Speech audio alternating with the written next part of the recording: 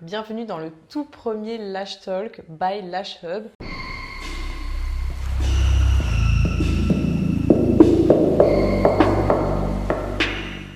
Aujourd'hui, on a un invité assez spécial, Jules, mon mari d'amour, ma vie, mon boyfriend, le père de mon fils. Pourquoi j'ai décidé de faire un Lash Talk avec mon mari pour le premier Lash Talk? Tout simplement parce que c'est le partenaire de ma vie, c'est la première personne qui me soutient. Donc je trouvais ça totalement normal de commencer par ce qu'il y a de plus intime, notre mari, notre partenaire. Et je pense que beaucoup d'entre vous comprendront si vous êtes aussi entouré comme je le suis, parce que c'est un vrai moteur dans la vie, en tout cas d'une entrepreneuse, que ce soit d'ailleurs une entrepreneuse ou bien pour n'importe quel projet de vie. Est-ce que tu es content de faire ce Lash Talk avec moi, ce tout premier? Ouais, je suis super content.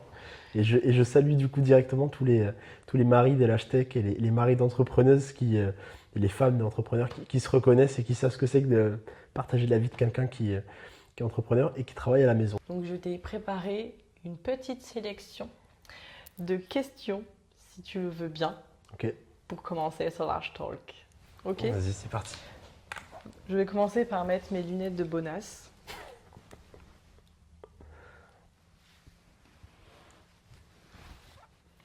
Ouais, bon, bien. T'aimes bien? Ouais. C'est la première fois que je les mets, je les ai achetées tout à l'heure. Alors la première question.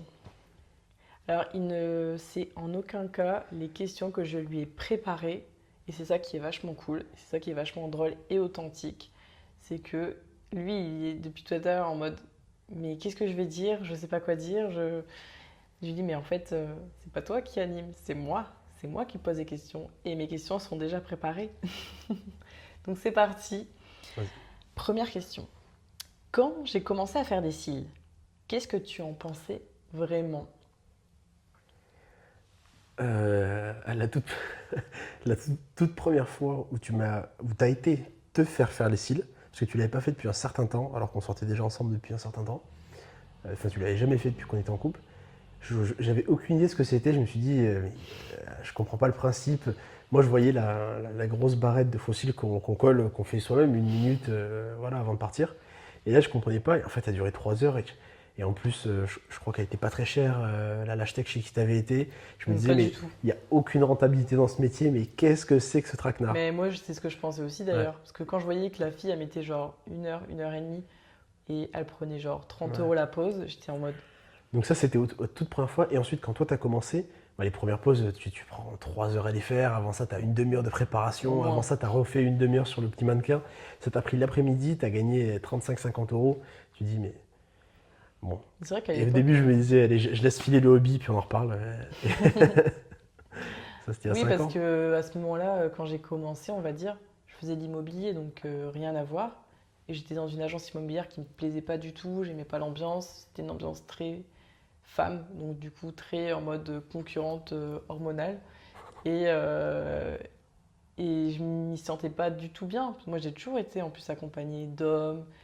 En plus, immobilier, c'est un monde d'hommes de base, plus d'hommes que de femmes. Il y a de plus en plus de femmes, mais on va pas se mentir, quand on va dans une agence, les hommes sont majoritaires. Je sais pas ce que tu en penses.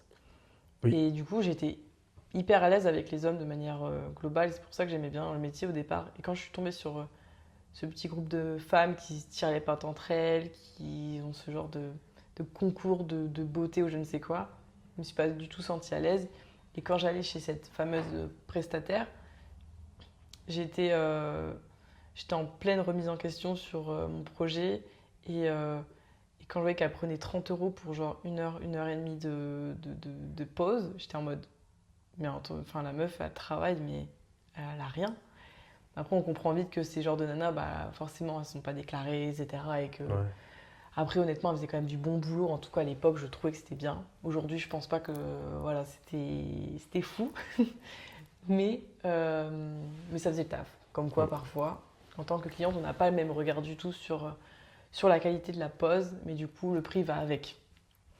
Et du coup, j'avais commencé à en parler à Jules en disant, bon, j'ai un petit peu de CPF, est-ce que je ferais pas une formation à distance? Ah oui, c'est vrai, on a fait Et ça. du coup, c'est là qu'il m'a dit, bah let's go. En vrai, t'as rien à perdre puisque bah, tu payes pas ta formation. Et c'est là que je me suis formée pendant 1 an à distance avant de faire ma toute première cliente. Et donc j'ai eu quand même pas mal de modèles. Oui, mais parce que toi, ça s'inscrivait dans un vrai diplôme d'esthétique. Donc, à côté, tu avais Oui, tous les autres modules avec toutes les bases de l'esthétique, de l'hygiène, de la sécurité, santé, voilà. etc. Donc c'était ça en fait la difficulté de tout ça. Mais en soi, Mm. voilà. Après, c'était à Calliope, donc c'était quand même assez sympa, je trouve, dans l'idée. Bref, après j'ai fait plein de formations de perfectionnement. Et c'est au bout d'1 an, ouais, j'ai eu ma première cliente et je me suis rendu compte que je kiffais les cils. Et on va dire que c'est à ce moment-là que ça a commencé finalement. Mm. Et qu'est-ce que toi tu as pensé quand j'ai commencé à faire mon logo? Tu te souviens mon premier logo que je mettrai d'ailleurs en photo? Tu sais que je me rappelle pas du premier logo. On habitait avec... Tu te souviens pas, c'était on une habitait image avec lui? diner. Non, Non, on était déjà à Paris. t'es revenu ici. Tu te souviens pas, je faisais mon logo et tout pour quand on partait à Saint-Jean-de-Luz. Parce que j'ai déménagé Ah, 10 000 fois. J'ai refait ma clientèle 10 000 fois. ouais, je me rappelle. Mais en fait, il faut savoir que quand j'ai commencé à faire mes premières clientes, j'étais en mode mais pourquoi en fait je fais pas de clientes alors que je sais faire les cils. Enfin, en tout cas, je pensais savoir. Et du coup, je faisais vous savez, les posts sur Marketplace et je faisais genre 30 € la pose. Donc, je me suis dit en vrai, ça me fait un petit peu de sous et puis en même temps, ça me fait faire la main. Et c'est pour ça que je faisais pas cher au départ. Et, ça a commencé comme ça. Et ensuite, j'ai commencé à faire mon logo, j'ai commencé à créer mon identité, j'ai commencé par Aglaé Beauté, j'ai fait mes flyers qu'on Mm. déposait dans les boîtes aux lettres de Saint-Jean-de-Luz. C'était drôle, on collait sur je crois, la vitre du restaurant de ton père, en plein centre de Ouais, et puis Saint-Jean. on avait boité dans le quartier aussi. Ouais, c'est comme ça qu'on avait On avait boité commencé. un soir, plusieurs soirs. Après, il y avait le bouche à oreille et tout, Ouais. c'était drôle, c'était les En débuts. fait, c'est ça qui est marrant quand tu mets tes premières opérations en marche. Pour le boitage, moi je me rappelle au début, je m'étais dit, oh là là, on était l'été. Et donc on venait d'emménager à Saint-Jean-de-Luz, donc à côté de Biarritz. Tu dis, c'est l'été, j'ai aucune envie de passer toutes mes soirées à boiter tous les quartiers de la ville. Et tu dis, il va falloir le faire tous les soirs et ça va être chiant. Et enfin, tu dis pas ça au début, mais au bout de 2, 3 fois, tu dis ça. Et en fait, il suffit que tu le fasses 1 ou 2 fois et que tu les fais de manière un peu sérieuse. Et en fait, tu as une première cliente, une deuxième cliente, et après, c'est le bouche à oreille qui prend le jeu. Et tu vas quasiment jamais refaire de boitage, quoi. Peut-être une fois par an pour une opération, s'il y a des gens qui ont déménagé, mais Ouais. Puis en plus, à l'époque, c'est ce qui marchait le mieux. C'était quand les gens ils aimaient bien avoir des choses physiques, ils n'étaient ouais. pas encore trop sur Insta et tout. Puis c'est il n'y a pas si longtemps que ça, c'était en 2020 quelque chose. Et donc du coup, c'était en plein dans les moments où c'était la mode d'arrêter le... C'était pas encore une obligation légale d'arrêter de pas faire de flyers. Et Intermarché, Leclerc, tout ça, ils arrêtaient. Donc dans la boîte aux lettres, t'avais de moins en moins de pubs. Mm. Donc Ouais, donc ça recevoir une marquait. pub, ouais, ça marquait. Ouais. Ça a marqué le Mm. coup. Et puis en plus, c'était. Je me souviens, moi j'ai toujours eu dans l'esprit où l'investissement était primordial. C'est-à-dire que moi j'avais jamais peur de mettre le prix pour quelque chose. Sauf que moi j'y connaissais tellement rien. Quand j'ai commandé mes flyers, j'ai pris ce qui avait le plus cher sans me rendre compte que ce qui avait le plus cher c'était juste ce qui avait le plus gros. Donc mes flyers, souviens, ils étaient comme ça. On les mettait dans la boîte aux lettres, on était obligé de les plier. Ah Parce oui. qu'ils étaient comme ça mes flyers. Tu sais, c'est le genre de truc que tu mets sur En les. plus, c'était pas des tailles standards. Ouais, Ouais, c'était les genres de flyers que tu mettais sur les vitrines ouais c'est vrai, c'est ça. Ouais. voilà, quand tu t'affiches comme ça sur les murs, quoi. Mm. Deuxième question. Est-ce qu'au début, tu croyais que ça pouvait devenir un vrai business?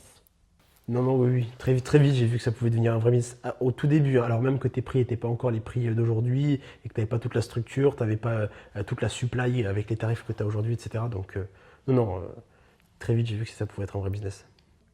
Quelle a été la première fois où tu t'es dit, ok, elle est vraiment à fond là-dedans? Je me souviens en tout cas quand tu me disais, tu sais, tous les soirs je regardais des vidéos de cils, tout le temps, tout le temps, tout le Ah temps. ouais, ouais, c'est vrai ça. Et que tu me disais, Ouais. putain, c'est fou Ça- comment tu peux être ouais, passionné et tout. je vais même compléter, tu vois, tu es passionné de quelque chose, tu regardes après le travail, tu rentres à 17, 18, 19h, 20h, peu importe, tu as fini la journée, voilà.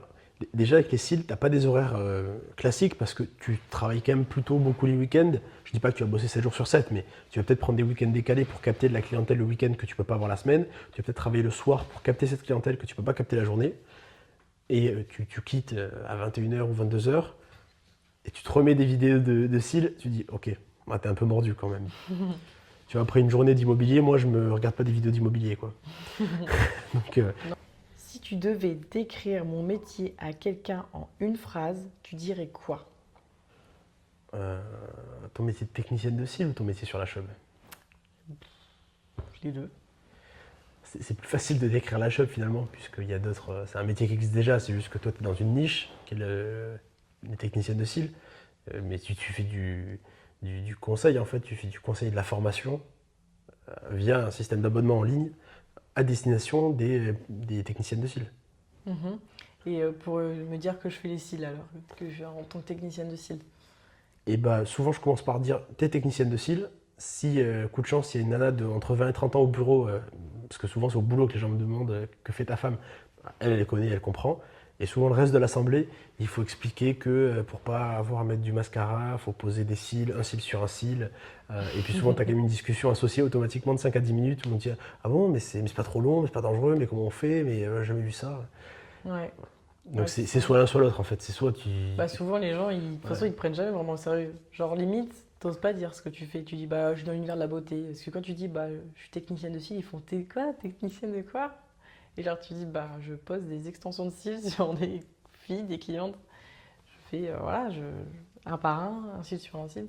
Mhm. Ah ouais, il y a des filles qui font ça, ils mettent des faux cils comme ça, mais d'habitude c'est rapide, tu mets une bande et puis c'est tout, machin. Et ouais, ouais, ben, maintenant tu fais un cil sur un cil, t'as un beau rendu, ça tient 3 4 5 semaines, ça dépend, voilà. Et on est ah ouais, et c'est pas trop long, non, bah si, ça dure 1h30, 2 heures, 3 heures, ça dépend la prestation, ça dépend la pause, ça dépend les clientes. Ah ouais, oh, c'est bizarre et tout. Tu connais ta vie? Bah ouais, c'est un vrai métier? Bah ouais. Ouais, ça prend tout ton temps, ouais. Et bah, c'est vrai que c'est méconnu. Et d'un autre côté, tant mieux. Parce que du coup, on a ce côté un peu original et, et innovateur d'une certaine manière. Et puis surtout, bah, c'est un métier pour l'instant d'avenir en tout cas, où clairement on n'est pas encore remplaçable, quoi. Je sais pas si ce que t'en penses. Si, je suis assez d'accord avec ça. Tu sais, je réfléchissais à ça la dernière fois, mais vraiment par pure curiosité, où je voyais un.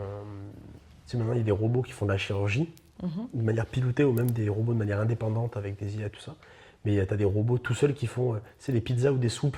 Et il y a même une vitrine souvent dans ces restaurants où tu vois le robot faire ça. Tu dis, mais avant qu'un robot pose un cil par un cil, je sais pas, un cil ça doit faire un micron, enfin c'est pas épais quand même. Et tu dis, pour que tu aies cette précision-là et qu'en plus bah, tu as l'erreur humaine puisque la cliente peut bouger, etc. Non, je pense pas que tu seras remplacé de suite, tu vois, en tant que Non, et technicien de cil. puis il y a quelque chose qu'on nous enlèvera pas, c'est le contact avec la cliente.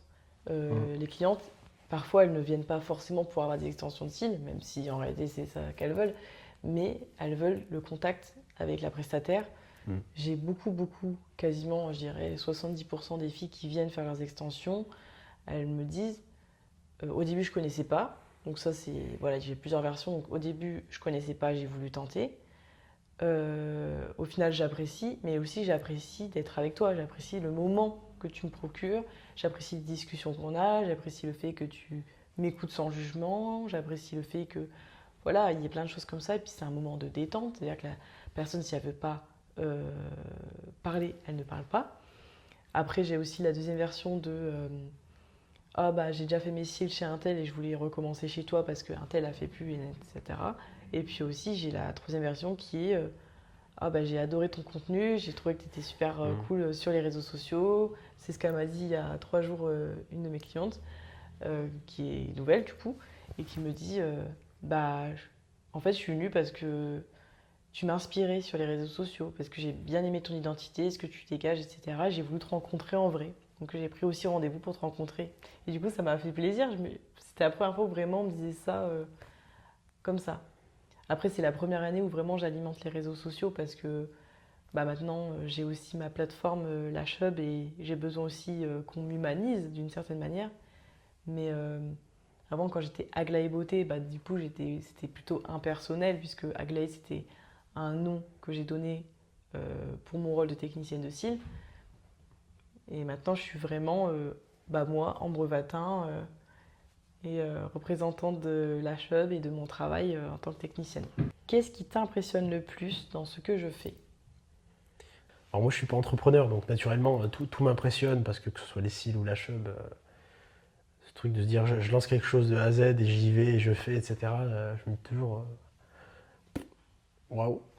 Mais moi, c'est pas tant ce que tu fais, c'est toujours comment tu le fais. Tu vois. Même les choses les plus bêtes, tu as toujours une manière ultra disruptive de le faire et puis pas froid aux yeux. Tu vois ce que je te disais l'autre fois sur le codage du site. Parce que donc tout le site, en fait, ça se voit pas quand on est utilisateur, mais il est entièrement codé à la main en HTML par Ambre. Après, elle s'aide de différents outils, mais on est tous les deux jeunes, culture internet, culture ordinateur, vraiment un gros passé d'utilisateur, on va dire, Geek. d'ordinateur, ouais, geek. Et donc du coup, assez à l'aise avec ça, mais franchement, je suis toujours impressionné, et surtout impressionné parce que t'es pas froid aux yeux de je récupère mon bloc de code que j'ai bricolé dans mon coin, je le fous dans le truc, je fais tourner, ça fonctionne pas, j'isole, je cherche. Et moi, je vois parfois des soirées entières vraiment à crash test le site, à redémarrer en boucle avec des trucs. Enfin, ça, c'était en phase voilà, avant l'ouverture, il y a quelques mois. Des gros bugs, des gros failles, des moments Ah ouais. où le site marchait plus et qu'il a fallu que je règle le problème en une soirée. Ouais.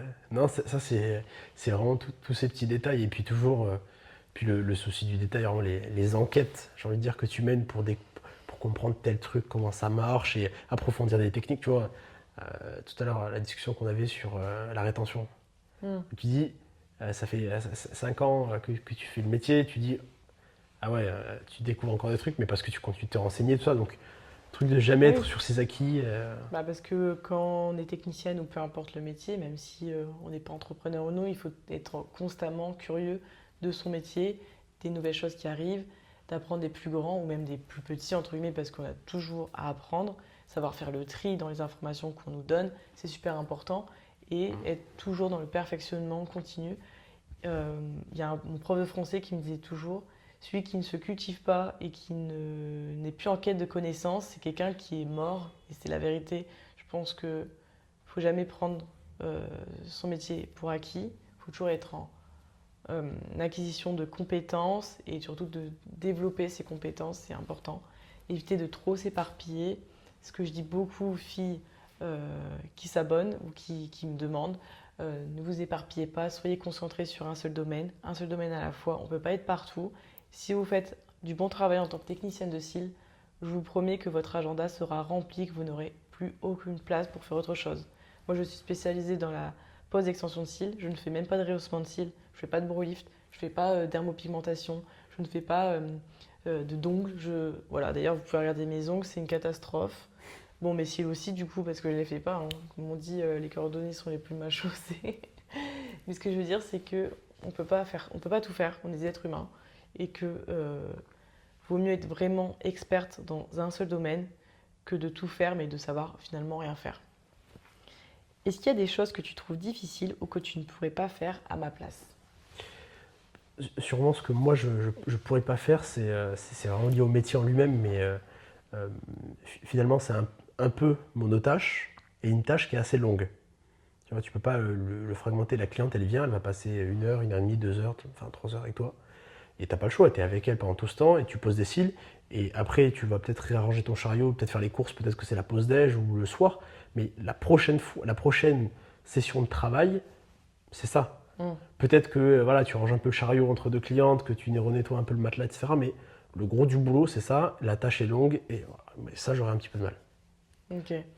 Je pense que c'est à ce moment-là qu'il faut vraiment aimer le métier, il faut aimer le sens du détail, il faut aimer la minutie, tout comme il faut aimer la discussion que tu vas avoir avec ta cliente. Ouais. Il y a plusieurs axes qui peuvent te faire aimer. Mais moi, c'est vrai que la tâche, en tant que telle, je pourrais pas.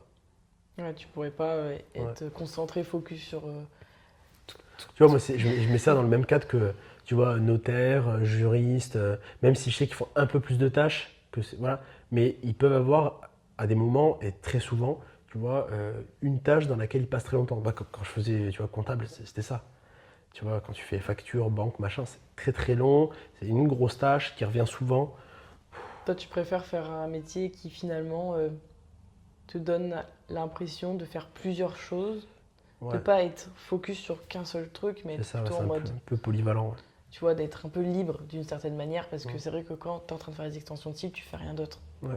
Tu vois, tu vas pas te lever, aller faire pipi quand tu veux. Tu peux pas prendre ton ordi et commencer à faire du marketing en même temps. Tu fais ça et rien d'autre. Et il faut que la cliente. Ouais, c'est ça. Moi, tu vois, quand je rédige un contrat, il y a un moment où je me dis, ok, là j'ai la tête dans le gaz, je l'ai relu 3 fois, je vois pas de faute. Ça veut pas dire qu'il y en a pas, ça veut juste dire que ça fait 2 heures que je suis dessus. Je fais autre chose, je fais un peu de chiffres pour ce projet. J'y reviens après la pause déj. Ah, effectivement, le contrat il est bourré de fautes. Et je me dis, et ça me permet un peu de. Voilà, moi en tout cas, je sais que j'ai besoin de ça, de pouvoir un peu alterner et jouer entre différentes tâches et différentes longueurs et complexité de tâches, quoi. Ouais. Bah, après, le métier de technicienne de cils, plutôt, il est fait pour être focus. Ouais. Genre, si t'es ailleurs, tu fais forcément n'importe quoi. Tu vois, tu sais, à un moment, tu me partageais un peu la discussion que tu avais avec les Lashtech sur les filles qui, souvent, c'est un peu une erreur de début de carrière où tu te brûles les ailes, tu fais 4, 5, 6, 7 clientes par jour, 7 jours semaine, enfin, tu te défonces. Euh, et je repense à, je sais plus quel youtubeur, là, un entrepreneur, qui dit tout le temps ah, moi, si je pouvais, je ferais X heures de deep work le matin, vraiment, où je fais du travail ultra concentré, ultra focus. Et je comprends ça, et ça, tu peux pas l'avoir dans la durée. Sachant que le métier de l'architecte, c'est quelque chose qui te demande par défaut en fait d'être focus sur une seule tâche pendant très longtemps. Tu peux pas faire 7 clientes par jour, quoi. Tu peux pas en faire 6, tu peux pas. Non. Bah, en fait, c'est un peu le souci des prestataires, donc tout ce qui est prestation de services, etc., c'est qu'on est limité dans le temps. Mhm. C'est pour ça que c'est important aussi d'avoir des prix qui sont justes par rapport au travail qu'on fournit, parce qu'on ne peut pas s'octroyer des augmentations de salaire ou ce genre de choses. C'est-à-dire que si toi par jour, bah, je sais pas, le matin tu dois amener ton enfant et le soir le reprendre, exemple tout bête, ou juste parce que tu donnes des limites, bah, moi je travaille de telle heure à telle heure, bah, forcément tu pourras pas prendre plus de clientes, tu vois. Tu peux pas bâcler ton travail et dire bah non, maintenant je fais plus qu'une heure et bah non.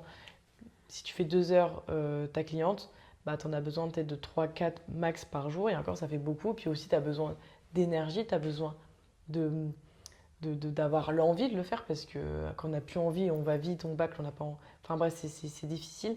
C'est pas comme la vente de produits en soi. La vente de produits, tu peux augmenter tes stocks. Et donc du coup, tu peux vendre plus. Tu peux, si tu n'as plus de place dans ton appartement, parce que tu as commencé dans ton appartement, bah voilà, tu peux prendre un local et augmenter tes stocks. Tu peux ensuite prendre un plus grand local, mais du coup, tout va ensemble parce que tu gagnes plus, donc tu as plus les moyens de prendre un local, etc.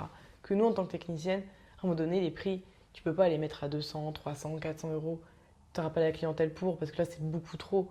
Donc, ce que je veux dire, c'est que au final, tu n'as pas le choix que d'être au bon prix dès le départ. Je suis un peu égarée sur les prix, mais je sais plus de quoi on parlait au départ. Je sais plus non plus. Tu me demandais ce que je pourrais pas faire, je crois. Ouais, donc au final, on n'a pas le choix que vraiment d'aimer son travail parce que on peut pas gagner des 1000 et des 100 quand on fait de la prestation de service.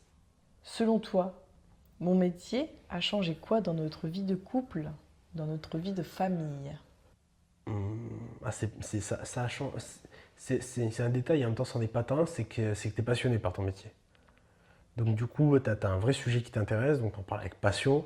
C'est pas comme le boulot où, quand ça te passionne pas, t'en parles parce que c'est une formalité de dire ce que tu as fait dans la journée, ce que tu vas faire demain. Ça s'arrête là. Ah, c'est une passion, donc c'est sympa. Parce que tu vois, même moi, c'est pas du tout un domaine qui m'intéresse. Mais tu vois que je m'y intéresse, tu vois que je dis pas que je saurais faire ton métier, je dis juste que je pense que je sais bien en parler, parce que j'en parle avec plaisir, parce que toi tu communiques dessus avec plaisir, parce que tu es passionné. Enfin, tu vois, quand tu as une femme, enfin, quand tu as une personne que tu aimes, tu n'as qu'une envie, c'est qu'elle trouve quelque chose qui la passionne. Et moi, je vois que ça t'es passionné, donc ça, c'est plaisant.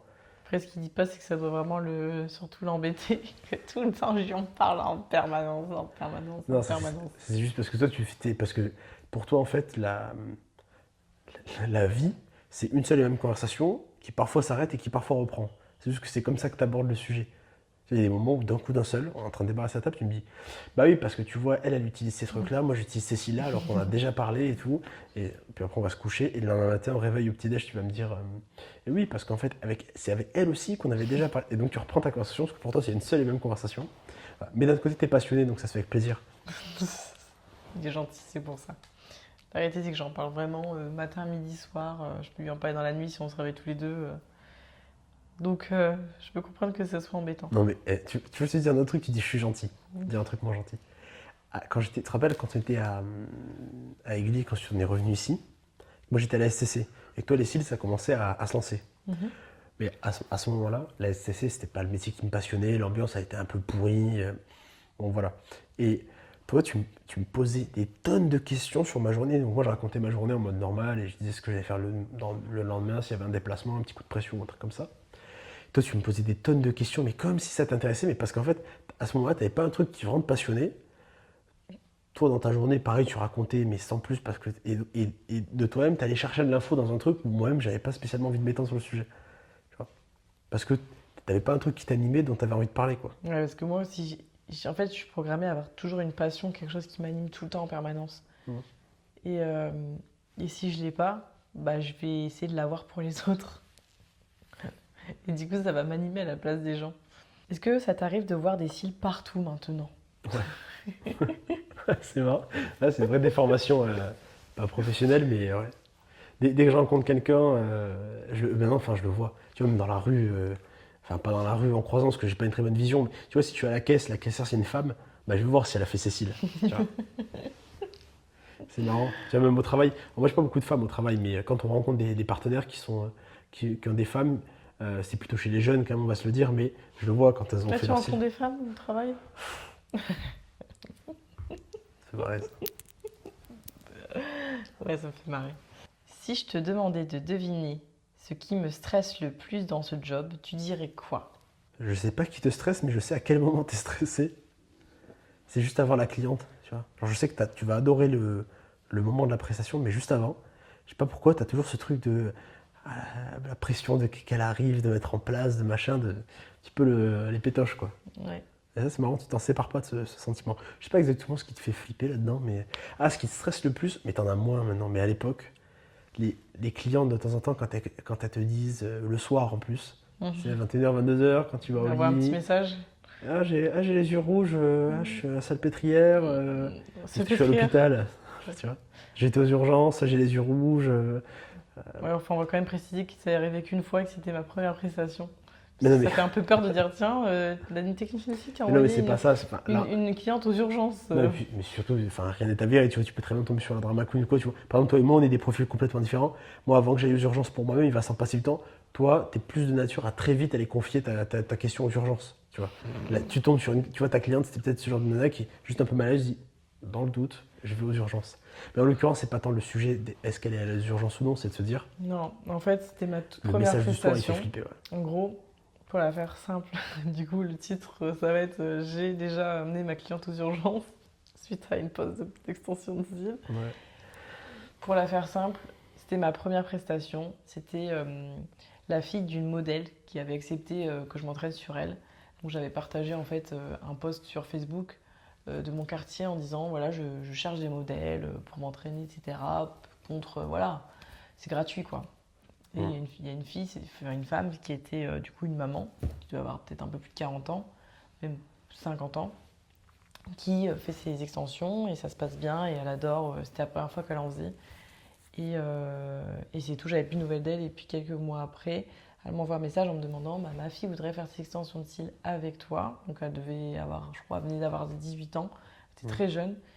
Et elle dit voilà, combien tu ferais les extensions et quand, etc. Je me rappelle à l'époque, je prenais. Bah, c'était ma première cliente. Donc du coup, je suis en mode oh, mais j'étais pas prête à prendre une cliente. En fait, ça a commencé comme ça.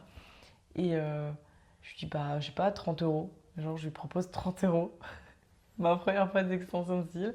Et c'était du cil à cils parce qu'à l'époque, je savais faire que ça. Et donc, elle arrive, je lui fais ses extensions. En plus, je me souviens à l'époque, c'était du matériel London Lash. Donc, c'était vraiment pour moi le graal de tout ce que tu pouvais faire.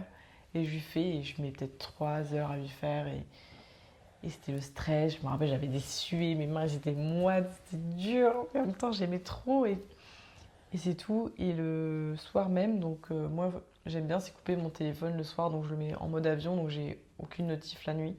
Et là le matin, je me réveille vers 6-7 heures du matin, je sais plus. Et je reçois un message Salut Ambre, ma fille est aux urgences, elle a eu un cil qui s'est coincé à l'intérieur de son œil. En gros. Et là, panique à bord. Je réponds tout de suite et je lui dis ah bon comment ça, et là je me dis oh my god j'ai fait ma première cliente et ça y est c'est la catastrophe, je ne ferai plus jamais les extensions de cils, etc. Et en fait bah, elle a eu un cil qui était tombé, et en plus c'était un cil du coin interne qui est tombé et qui a atterri dans son œil. Et donc du coup, apparemment ça aurait irrité l'œil. Donc ils se sont inquiétés parce qu'ils se sont dit, ah ça y est, c'est une pose extension de cils, c'est peut-être grave et tout. Et en fait, non, c'était pas du tout grave. Le médecin a dit, bon, c'est rien, on a pu extraire l'extension et après tout est rentré dans l'ordre. Mais sur le moment, c'était le gros méga flip. Et ça m'est plus jamais arrivé ce genre d'histoire. C'était la première fois et j'ai l'impression que c'était limite un avertissement. Heureusement, j'ai pas écouté. Je me suis pas écoutée, j'ai continué, j'ai quand même persisté. Mais c'est vrai que pour un début, je pense qu'on aurait eu beaucoup de raisons d'arrêter à cause de ça. Est-ce que tu penses que les extensions de cils, c'est un métier d'avenir? Tu vois, si je regarde juste à l'échelle de toi, juste les découvertes et l'amélioration que tu as fait par toi-même, parce que c'est pas un métier où il y a pas. T'as pas une bible de la hashtag, t'as pas une école de formation de la hashtag, c'est même pas reconnu par l'État, t'as pas une centralisation de la connaissance. Et donc du coup, souvent, je dis pas que quelqu'un d'autre n'a pas découvert ce que tu découvres par toi-même, mais par toi-même, tu découvres des manières de faire, des produits, des techniques qui font que tu es plus performante, plus rapide, tu as une meilleure rétention, enfin tu apportes un meilleur service à ta cliente. Tu vois. Et donc je me dis, effectivement, c'est un métier d'avenir, et les prochaines étapes, déjà je pense que tu as... Je me trompe peut-être en disant ça, parce que moi je vois tout le taf que tu fais, mais toi tu as déménagé 150 fois, enfin, on a déménagé 150 fois, à chaque fois tu refais ta clientèle sans problème, quand tu montes tes prix, bah, tu gardes ta clientèle, honnêtement, et j'ai l'impression que tu as de plus en plus tu vas avoir de plus en plus de clientes, et je pense que toutes les barrières qui font qu'aujourd'hui des filles ne font pas ça, elles vont être levées petit à petit. Parce que tu vois, on va de plus en plus améliorer les temps de pause, on va de plus en plus améliorer la rétention. Demain, si la nana se dit, moi, la pause, elle dure qu'une heure chez la technicienne au lieu de 2-3 heures, et que la rétention, elle est de 6 semaines au lieu de 3-4 semaines, tu vois, enfin de 2-3 semaines, j'en sais rien, elle se dit, ok, si c'est qu'une heure et que c'est toutes les 6 semaines, c'est pas la même chose que 3 heures toutes les 3 semaines, tu vois. Et donc, ces genres de choses, je parle de ça, mais ça peut être d'autres éléments que j'ai pas en tête, qui sont des barrières à l'entrée, qui font que les clientes ne viennent pas aujourd'hui se laisser séduire par la prestation. Et ça, je pense que plus on va aller dans le temps et plus on va en fait en découvrir. Et puis pareil, il y a, sur l'aspect également un peu réglementaire, tu vois, peut-être qu'à un moment, une fois qu'il y aura des vrais agréments, des vraies certifications, que grosso modo les législateurs se seraient intéressés au sujet, ça va peut-être amener une nouvelle lumière sur la profession et donc débloquer tout un nouveau pool de clientèle. Ouais. Donc oui, c'est un métier d'avenir. Après, pour revenir sur ce que je disais sur le fait qu'il y a des filles qui font des pauses en 1 heure, enfin potentiellement, c'était un exemple, Oui, et bon, que c'est ça pas le dure cas. 6 semaines. Bon, le souci aussi, c'est qu'il y a des filles qui font effectivement des pauses en 1 heure et que ça tient 6 semaines, mais tout simplement parce que c'est mal posé. Et que le fait, en fait, de mal poser ces extensions, c'est-à-dire que tu as une extension qui va se coller à d'autres extensions, et au lieu de faire tomber qu'un seul cil à la fois, il va en faire tomber 3, 4, il va forcer sur les autres, donc les autres vont tomber avec. Et donc, en fait, c'est là qu'on se retrouve avec des trous. Donc, parfois, rapidité ne veut pas dire qualité. Et au contraire, on a souvent des grosses catastrophes. Donc on a de plus en plus aussi de clientes qui se rabattent sur des filles qui sont peut-être certes un peu plus longues, mais qui ont un travail plus qualitatif en soi. Oui, mais tu es d'accord que ça peut être un frein à l'entrée aujourd'hui, Oui, qui, il une y a fois des levé filles. plus tard, permettra d'accéder à un nouveau type de clientèle. Après, en soi, que ce soit 1 heure ou 2 heures, c'est long. Bien Pas se sûr. mentir, à partir du moment où tu as les yeux fermés, c'est long. Si tu n'as pas la patience, tu ne tiendras pas non plus 1 heure. Enfin, en tout cas, c'est ce que je me dis. Quand tu viens de faire tes extensions de cils, tu es dans un but de détente, de prendre soin de toi. C'est aussi un investissement sur soi-même. Tu te dis, ouais, je vais prendre 1 ou 2 heures de mon temps, mais ça va me faire du bien. Genre, déjà, ça va faire du bien sur le moment. Ça va me faire du bien rien que de réserver. Ça va me faire du bien de ressortir de mon rendez-vous parce que c'est tout un ensemble de choses. C'est une vraie expérience qui m'amène à vouloir revenir et vouloir réitérer l'expérience. Qui fait que les clientes ont envie de faire leurs extensions de cils. Ils font pas leurs extensions de cils. Ils goûtent une expérience qu'ils ont envie de renouveler, ou ils ont envie de découvrir une expérience. Et effectivement, aujourd'hui, c'est toutes ces choses-là qui, bout à bout, sont hyper importantes et qui font que, aujourd'hui, tu n'as plus les clientes comme ça parce que tu fais des extensions de cils. Non. Elles vont se diriger vers toi parce que tu as une identité, parce que tu leur offres quelque chose que les autres n'offrent pas. Et avec toi, elles se sentent bien. Avec toi, elles aiment leur environnement, elles trouvent que ça sent bon, elles trouvent que tu es douce, elles aiment bien ton parfum, elles aiment bien la couleur de tes yeux. Je sais pas, c'est débile, mais ou peut-être parce que tu as un chat et elle kiffe les chats, ou au contraire, elle viendra pas chez toi parce que tu as un chat.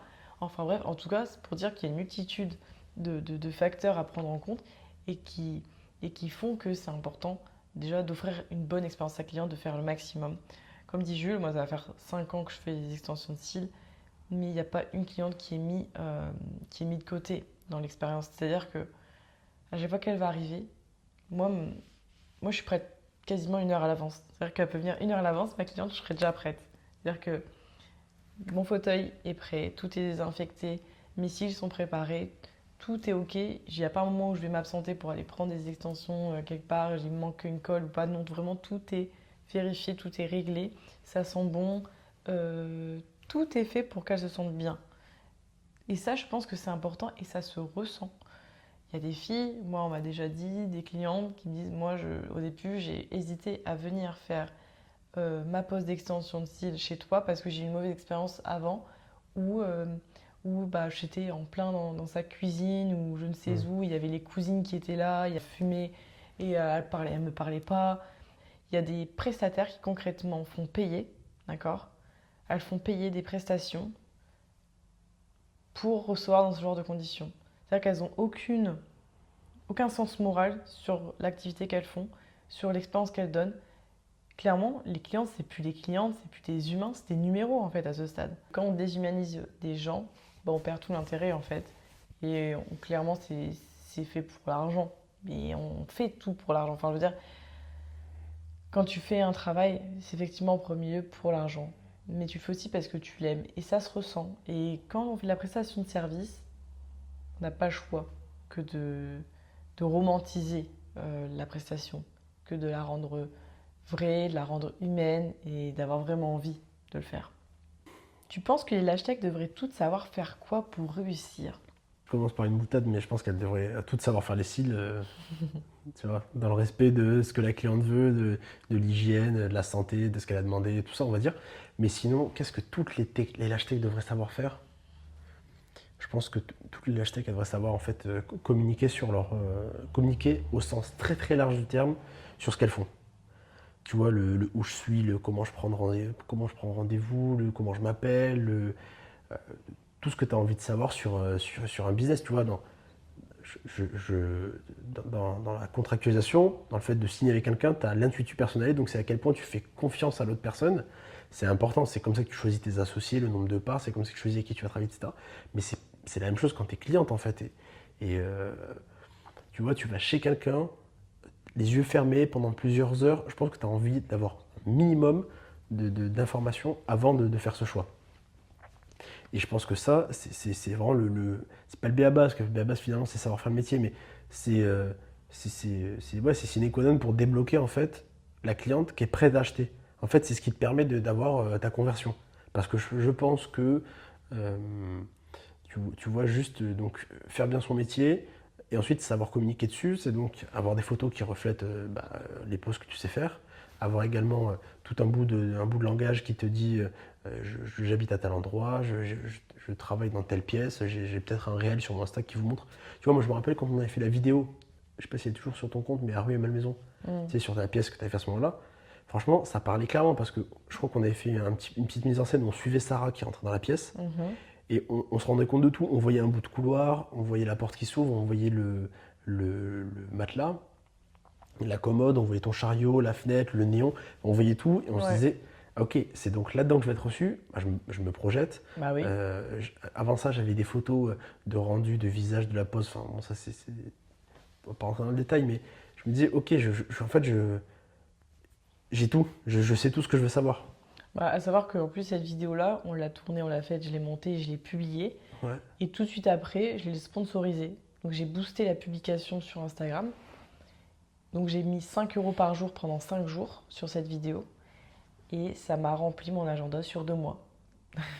C'est-à-dire qu'en fait, cette vidéo m'a permis de remplir mon agenda sur 2 mois.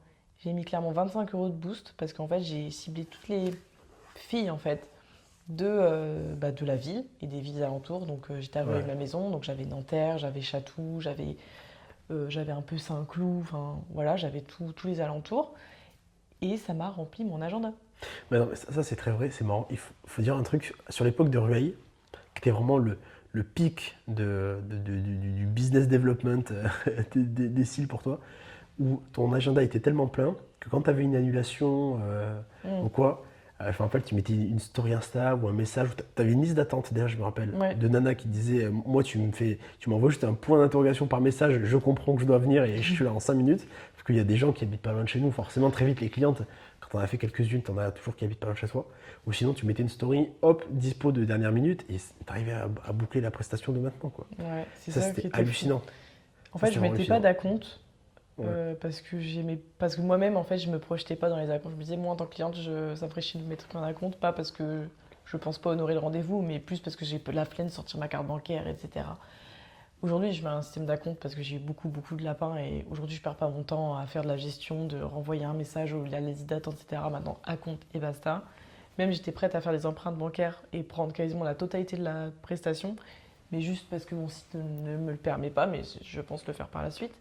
Mais effectivement, j'étais pleine 2 mois à l'avance, Ouais. au minimum. Et au-delà de ça, j'avais une vraie liste d'attente. C'est vrai que j'avais oublié. Ouais. J'avais La liste complètement d'attente, oublié. c'était assez balèze. Donc ça, c'était arrivé à ma maison parce que voilà, j'ai encore changé de ville et je reprends officiellement à Paris en septembre. Mais c'est vrai qu'arrivé à ma maison, c'était assez fou. Ouais. L'attente, en fait, même quand j'avais fini ma liste d'attente, admettons, parce que finalement, elles n'étaient pas dispo, etc. Je mettais une story et je faisais plus de pub. Au contraire, à un moment donné, je ralentissais, je mettais plus aucune photo sur Insta parce que j'avais trop de demandes. Ouais. Ça, c'était fou. Ça et les clientes, tu sais, les clientes qui te suivent depuis. J'ai des filles qui C'est font les une filles qui heure, font, 2 heures de route tu sais, pour qui te venir. suivaient à Compiègne, à Paris 19, à Paris 15, à Rueil. Enfin, on déménagerait à Orléans, elles viendraient, quoi. Mais aujourd'hui, même mon Insta, il reflète pas du tout mon travail d'aujourd'hui parce que c'était des prestations que je faisais il y a 1 an et demi. En plus, on se rend pas vraiment compte des poses, de ce que je fais, etc. Parce que je mettais plutôt en avant le rendu, donc le visage, et on voit pas bien les extensions, tu vois. Ma qualité, elle est pas bonne, genre. Tu regardes les extensions, je sais pas, c'est un peu flou et tout, mais les filles, elles kiffaient parce qu'elles avaient l'impression qu'elles voyaient un rendu et pas une pose. Et c'est ça qui fait la différence entre mon travail, que je renvoie aux filles, et les autres. Parce que, je dis pas les autres, je parle pas de tout le monde, parce que je sais qu'il y a beaucoup de filles qui font comme moi, et c'est pour ça qu'elles sont autant bookées. Quand je vois qu'il y a des filles qui travaillent super méga bien, qui mettent des extensions, qui mettent les yeux en avant plutôt qu'un visage, je me dis, en fait, vous avez perdu la moitié de vos potentielles clientes, parce que une cliente, elle s'en fout en fait de la pose. Elle s'en fout de la technique. Elle s'en fout du fait que vous avez bien posé vos cils. Parce que pour elle, c'est juste le B à bas, c'est juste la base. Quand vous savez faire les cils, vous savez forcément bien les poser. Et donc, elle, ce qu'elle recherche, c'est qu'est-ce que moi, je vais avoir? Qu'est-ce que toi, technicien de cils, tu vas m'apporter? Est-ce que je vais être aussi belle que la fille que tu as mis en photo? Mais comment veux-tu qu'elle se sente aussi belle que la fille que tu as mis en photo sur tes réseaux si tu montres que son œil? Genre, elle s'en fout d'avoir un rendu comme ça sur son œil. Elle, ce qu'elle veut, c'est être belle, c'est être aussi belle que la fille que tu as mis sur ton Instagram. Et donc, quand on a compris ça, quand on s'est mis dans la peau de notre cliente, on a compris que finalement le métier, c'est 20% de technique, donc 20%, donc tu sais faire les cils forcément, tu sais faire les photos forcément, mais 80% c'est comment tu vas mettre en valeur ton travail sur les réseaux sociaux parce que ton Insta, ton TikTok, c'est ta vitrine, c'est ton book, c'est ta preuve de ton bon travail. Et si t'as pas compris ça, excuse-moi de te le dire, t'as rien compris. Et après, je veux dire, c'est facile parce que moi, une fois que j'avais booké mon agenda grâce aux preuves que je mettais sur Insta, parce que moi, il faut savoir que quand je suis arrivée à Rueil-Malmaison, ni toi ni moi, on était de la ville, ni de la région. Nous, on n'est pas parisiens de base. D'ailleurs, on n'avait jamais mis les pieds. On n'a jamais mis les pieds. Jamais, On connaissait jamais. personne. Ni les commerçants. On arrivait, on est des étrangers, clairement. Et ce qui a fait que j'ai eu des clientes, c'est parce que j'ai mis en avant mon travail. Et sur les réseaux sociaux. Et que j'ai payé pour. J'ai mis 25 euros, tu vois. Enfin, 5 euros, c'est rien. Parce que je me suis fait un chiffre d'affaires de malade par la suite. Mais après, plus jamais j'ai boosté mes publications. Pourquoi? Parce qu'une fois que tu arrives à avoir ton agenda booké et que tu fais du bon boulot, que tu offres une bonne expérience à ta cliente, à tes clientes, après elles parlent de toi, pour toi. C'est-à-dire qu'à un moment donné, c'est le bouche à oreille. Et le bouche à oreille, tout le monde sait que c'est ce qui marche le mieux quand on vend, peu importe notre travail. Le bouche à oreille, c'est vraiment le plus important et c'est ce qui fait qu'on marche vraiment. Parce que même si tu arrives à booker ton agenda sur 2 mois, comme moi je l'ai fait dès le départ, si derrière tu n'assures pas ton service, tu n'assures pas ton résultat, bah en fait, avant juste parler de toi, ok, mais en mal. Et donc là, comme on dit, une cliente insatisfaite, ça t'en fait perdre 10. Et une cliente satisfaite, ça t'en fait gagner une. Donc c'est pour ça qu'il faut hyper focus sur l'expérience que tu vas donner à tes clientes. Voilà. Ouais, pour clore la question vraiment, savoir communiquer sur ce qu'on fait et ce qu'on sait faire, c'est hyper important parce que ça, tu changes de domaine en fait. Savoir te poser les bonnes questions pour te dire qu'est-ce que le client veut, qu'est-ce qu'il veut savoir, bah, ça tu l'emportes dans n'importe quel domaine, c'est bon à savoir. Moi personnellement j'en fais de l'expérience dans mon propre métier, dans mes expériences. Et ce que tu as dit également, et ça c'est un vrai point, il faut vraiment faire la différence dans sa communication entre des éléments de puristes qui sont destinés à ses pairs, donc un zoom sur les cils, sur l'isolement, le machin, la racine. Tout le monde s'en fout. Tout le monde s'en fout, à part les autres lashtags, parce que c'est des trucs de. Non, c'est pas les lâchettes qui vont vous nourrir. C'est des trucs de geek. Le client, il s'en fout.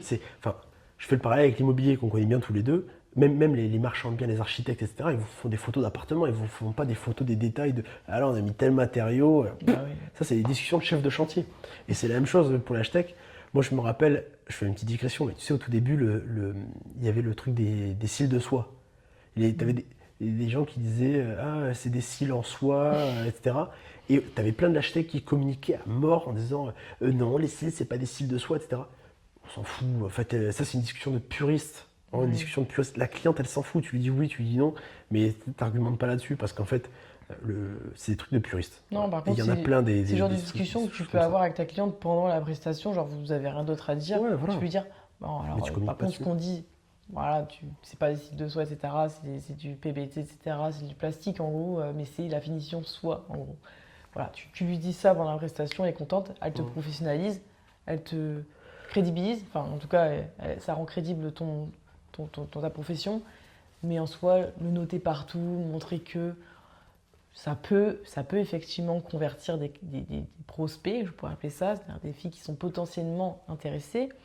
Mais c'est pas ça qui va vraiment faire que vous avez des clientes. C'est le rendu, c'est votre identité, c'est qui vous êtes en fait, c'est ce que vous donnez comme image à votre cliente. C'est pour ça qu'il faut faire très attention à ce qu'on fait et à ce qu'on donne, pas s'éparpiller. Moi, je vois aussi des filles qui vendent des trucs. Story. Moi, récemment, les filles, j'ai vu des trucs, une technicienne de site, soi-disant, qui vend, je vais pas dire le mot parce qu'on va sûrement se reconnaître, je vais pas te dire le produit, mais je vais me dire une bêtise, elle va vendre de l'électroménager féminin. Des parfums, Pardon, mais on s'égare là, les filles. On commence à prendre un chemin qui n'est pas le nôtre. Et vous pouvez par exemple vendre des shampoings pour cils. Ok, ça va complètement dans le sens de la cliente puisqu'on lui vend quelque chose pour entretenir ses cils.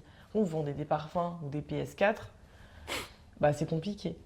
C'est compliqué, ça vous décrédibilise parce qu'on se dit, bah attends, avec son business déjà de une, ça marche pas assez bien, il faut qu'elle vende en plus. Ça veut dire quoi? Ça veut dire qu'elle travaille pas assez bien, elle n'arrive pas à convaincre. Et en plus, ça fait quoi aussi? Ça fait pas sérieux. Ça fait vendeur de bip sur Snapchat, tu vois. C'est moche, c'est pas beau. Donc voilà, il faut vraiment être focus. Vous pouvez parler de la pluie, du beau temps, dire que vous êtes en vacances et tout, parce que ça ajoute un petit peu de peps à vous, à ce que vous renvoyez d'humain de vous.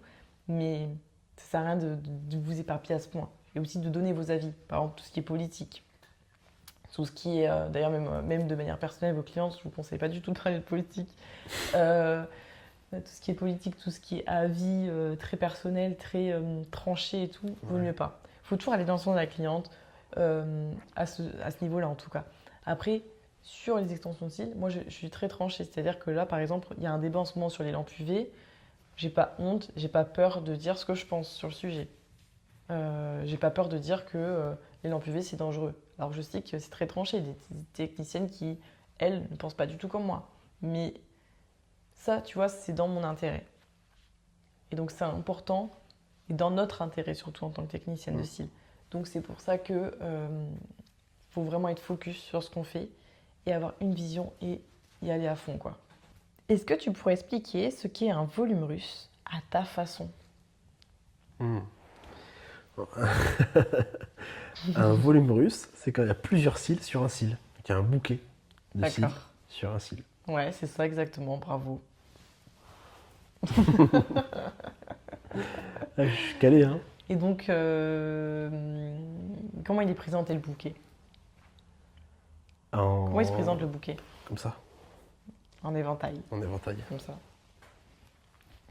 Ok. Et à partir de combien de cils dans un bouquet, on appelle ça un volume? Ça de 3. Il y a un vrai chiffre. À partir de 2. À partir d'un bouquet, parce qu'en fait, un cil, c'est pas un bouquet. Ah, voilà. À partir d'un bouquet, quoi. En fait, à partir du moment où tu commences à avoir 2 cils, c'est un bouquet, donc c'est un volume. Ok. Bravo en tout cas. Si tu devais choisir un mapping pour moi, tu choisirais lequel et pourquoi? J'en sais rien. Regarde bien ma forme de visage. Regarde-moi en face. Donc toi, tes yeux, ils sont. Après, là, je suis biaisé parce que t'as ton maquillage, mais ils sont un peu en amande, ce qui remonte un peu, c'est ça? Non, je me trompe. Ah, ils sont pas comme ça. Un mapping, bah, toi, il faut faire du. Ça, c'est facile. Hein. Ça, tu fais 9, 11, 13, 12, 12, 11. Oui, c'est pas trop mal parce que. C'est ce qu'il faut faire, les filles. Mais du coup, ça correspond pas à ce que tu disais. Moi, j'ai pas les yeux en amande. Au contraire.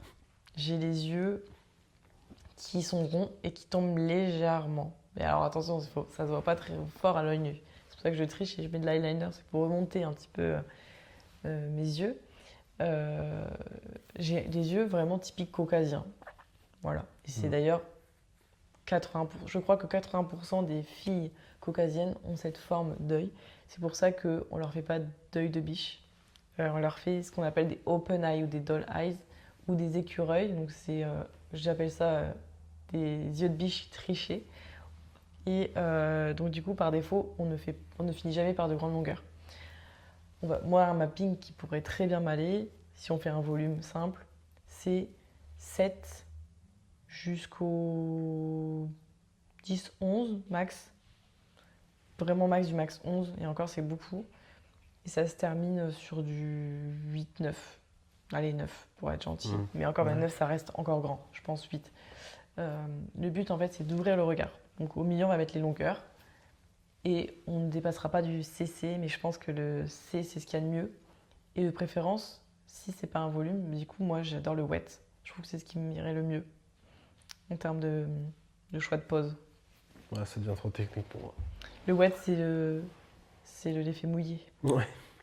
C'est pour moi l'effet le plus naturel, c'est ce qui se fond le mieux avec les yeux, c'est ce qui y a pour moi de plus joli. C'est ma signature d'ailleurs, c'est ce que je fais le plus souvent. Parce que j'adore faire les wets. Pour moi, c'est vraiment ce qu'il y a de plus joli.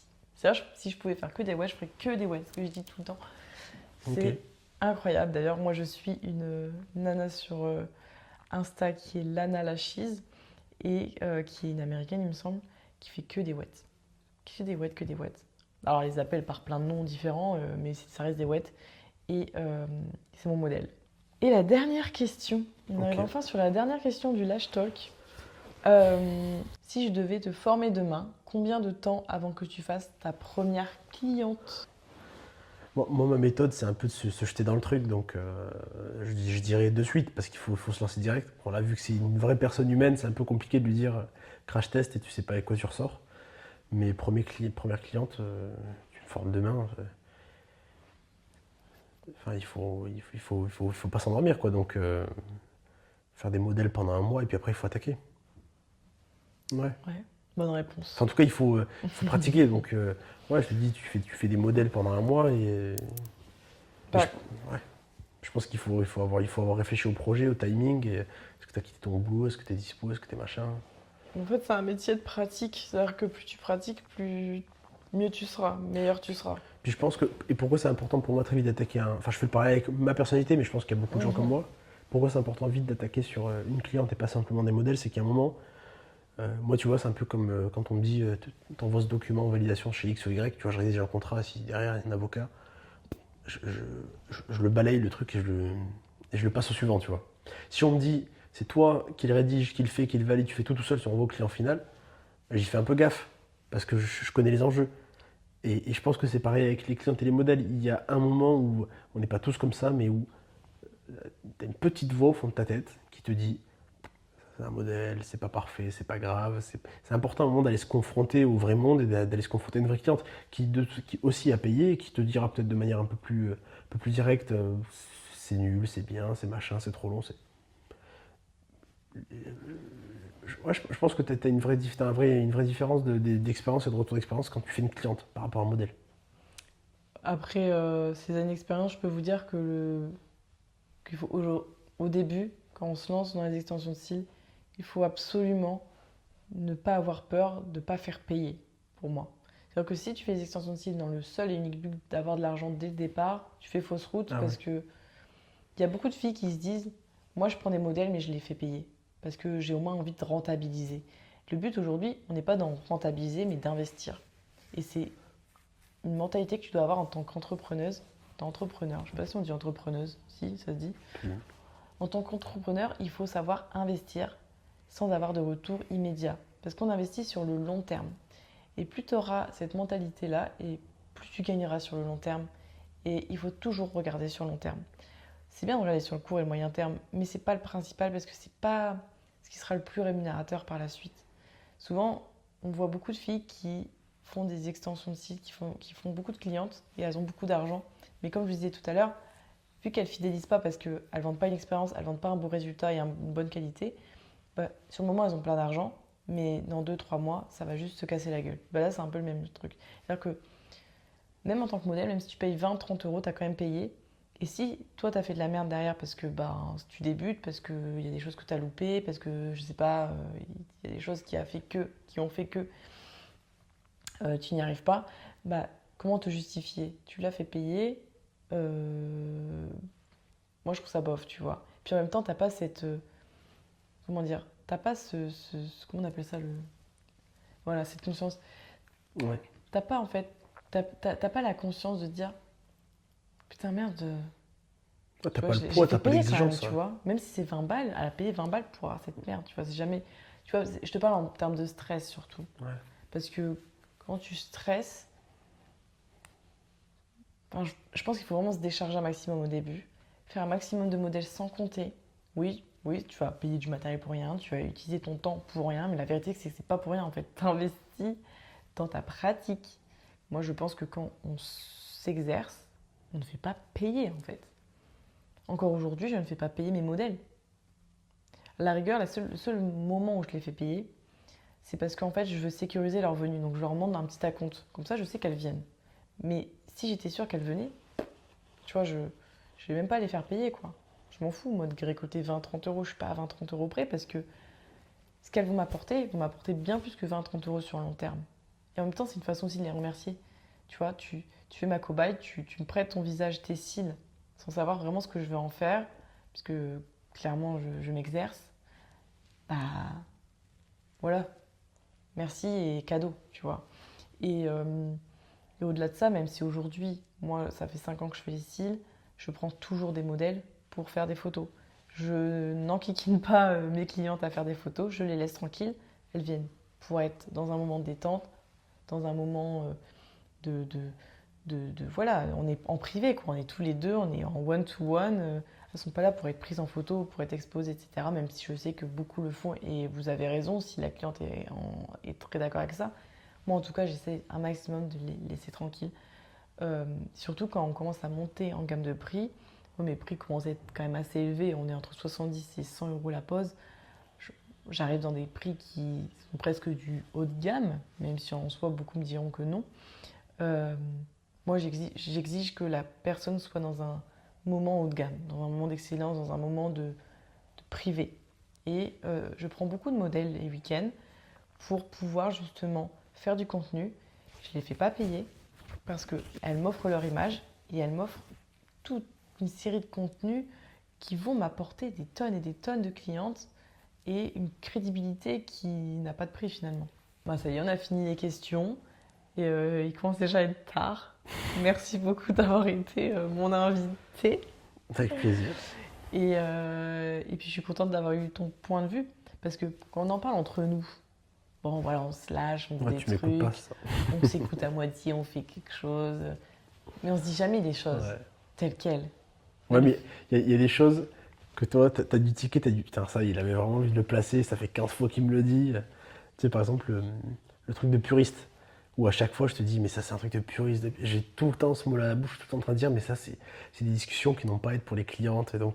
donc ouais, c'est bien de pouvoir mettre sur papier, enfin, dans le marbre, dans cette vidéo, des choses qu'on se dit, nous, et des réflexions qu'on a maturées, parce que ça fait quelques années qu'on est sur le sujet, qu'on en parle et tout. Donc, Nous, on a un œil très très ouais, critique sur ouais, ce ça, qui se c'est clair qu'on passe est très critique. aux alentours de nous. Mm. C'est ce qui fait aussi que on évolue parce qu'on voit ce qui se fait autour et on sait ce qui ne va pas en fait. On ne dit pas que on est mieux que les autres, au contraire, on doit faire plein d'erreurs et on s'en rend compte. D'ailleurs, au fil des années, moi, il y a des choses que je fais plus que je faisais avant, même dans les extensions de cils, que je faisais sur les réseaux, que je ferais plus ou que je faisais pas et que je fais maintenant. Enfin bref, ce que je veux dire, c'est qu'on évolue parce qu'on a un œil critique et parce qu'on se met à la place des gens, en fin de Ouais. compte.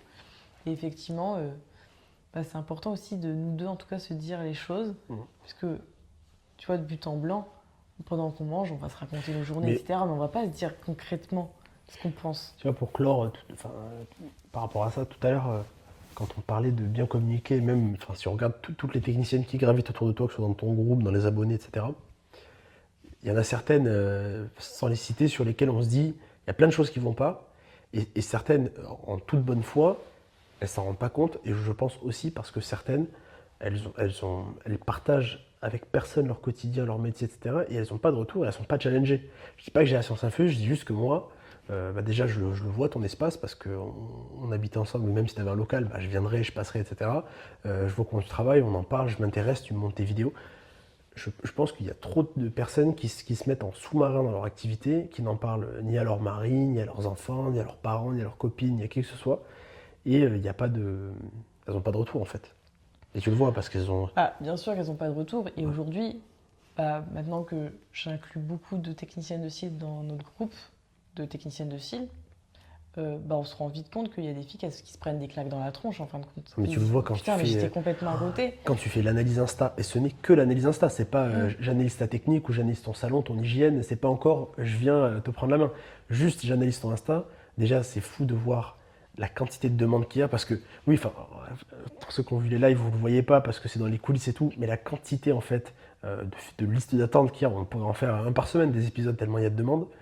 Et surtout, euh, parfois on voit quand même, enfin moi j'ai un peu suivi les deux sessions que tu as faites déjà, euh, des comptes Instagram de certaines techniciennes qui sont déjà bien installées dans le game, elles ont quelques années d'expérience, elles ont des milliers d'abonnés, plein de clientes, des prix qu'il faut, mais elles ont plein de choses à apprendre et elles sont hyper demandeuses C'est les d'apprendre. filles qui évoluent en Ouais. fait. C'est les filles qui sont Donc c'est hyper constamment en train important de d'apprendre. pouvoir se challenger, discuter, etc. Donc si t'as pas cet esprit communauté, et la communauté ça commence à ton plus un que tu as à la maison, et ça s'arrête pas là heureusement, parce que après tu as les lashtek avec qui tu discutes, tu as les personnes qui te forment, et d'ailleurs, tu vois tout à l'heure je fais un parallèle, mais je parlais du fait que dans l'évolution du métier, très vite, le législateur viendra organiser le métier de l'hashtag, mais tous les métiers qui sont organisés aujourd'hui, si tu regardes en immobilier, tu as un besoin de formation continue, mais même si ce n'était pas une obligation légale, les gens font de la formation continue parce qu'ils veulent être au top de ce qui se fait. Parce que c'est important. Et Ouais. puis, toute seule, on peut pas évoluer. On peut pas évoluer chacun chez soi, chacun dans notre petite bulle. Les techniciennes de cils, comme beaucoup d'autres métiers, on est vraiment amené à être constamment toute seule. Sauf si on travaille dans un institut où il y a d'autres techniciennes de cils, mais même là, je suis pas sûre Même que... là, ouais. Tu vois, on est quand même dans notre bulle entre nous. Et il est important pour moi de s'ouvrir. Et c'est vraiment ce que j'ai voulu créer en créant déjà le Lash Talk by Lash Hub. C'est en pouvant, voilà, pour un peu... Je dis en pouvant, mais c'est pas ça que je veux dire. Pouvoir libérer la parole des techniciennes de cils d'une certaine manière, et puis de leur entourage, et se donner des idées, des autres perspectives de travail, de vie, de vision surtout, de son métier. Mais aussi par rapport à Lash Hub, où Lash Hub, c'est vraiment la plateforme des techniciennes de cils. C'est là où on se regroupe, c'est là où on organise des choses, parce qu'il y aura des événements, il y aura des choses entre nous qui se dérouleront entre l'hashtag. C'est là où on peut se former, pas que sur la technique des extensions de cils, mais sur ce pouvoir d'évoluer, ce pouvoir d'être autrement que technicienne de cils, d'être non seulement une technicienne, mais une entrepreneur, quoi, une femme d'affaires, une femme qui sait gérer ses réseaux, une femme qui sait gérer le SAV, le service après-vente, une femme qui sait parler à ses clientes, une femme qui sait faire de la compta, qui sait bien se déclarer, qui est en règle, qui a une bonne assurance. C'est une femme qui est dans une anticipation permanente, qui est dans la gestion de ses stocks, dans sa prise de risque au quotidien quand elle fait quelque chose de nouveau, dans sa formation continue et dans tout ça en fin de compte. Et je pense que sur les réseaux, notamment sur YouTube, on ne parle pas assez des prestataires beauté en général et encore moins des techniciennes de cils. On est clairement, je dis pas la niche oubliée parce que finalement c'est au bon vouloir, c'est à notre bon vouloir, c'est nous qui l'avons voulu. Tout le monde peut faire des vidéos si on en a envie, tu vois. Mais juste, moi j'avais surtout envie de pouvoir, on va dire, donner le sentiment aux autres techniciennes de cils que non seulement elles sont pas seules, mais en plus de ça, c'est accessible. La communauté est accessible. Genre, par exemple, on a un groupe sur Instagram où on est 150. C'est des 150 qui sont choisis, c'est 150 qui sont actives. Et si elles ne sont pas actives, malheureusement, elles seront supprimées, mais elles ne se rendront même pas compte puisqu'elles ne sont pas actives. Et si tu décides de faire partie d'une communauté comme la nôtre, par exemple, où on est vraiment des techniciennes de cils bienveillantes, on va se booster, on va essayer aussi d'interagir sur les comptes Insta, etc. Finalement, tu décides enfin de sortir ta bulle et d'évoluer d'une certaine manière.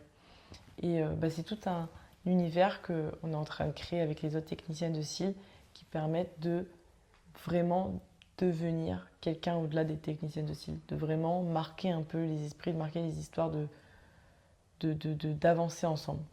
Et du coup, il y aura d'autres Lash Talk sous d'autres formats. Là, on a un Lash Talk qui est organisé le 25 août 2025 avec Ina Kolvachenko, qui est une formatrice internationale et technicienne de cils ukrainienne depuis, il me semble, bien plus de 15 ans, qui est experte dans les extensions, une vraie experte.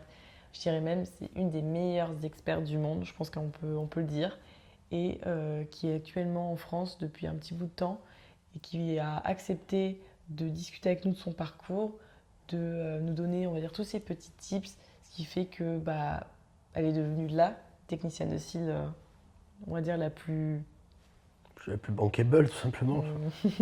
Elle est tellement experte, quand même, qu'on prend une traductrice pour la faire intervenir. Voilà, donc il y aura une traductrice qui sera là, russe, qui va nous traduire parce qu'elle parle russe.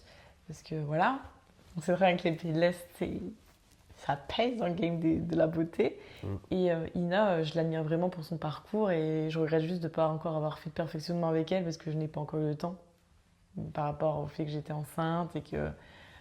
Mais c'est prévu, ça c'est sûr. Et j'ai hâte de pouvoir la rencontrer un jour. En tout cas, si vous voulez vous inscrire à cette Lash Talk, il y a le lien du coup en description YouTube, sur ma bio Instagram de Ambre Vatin et lasheup.fr si vous voulez vous abonner. Sur TikTok également, n'hésitez pas. Et évidemment, c'est gratuit.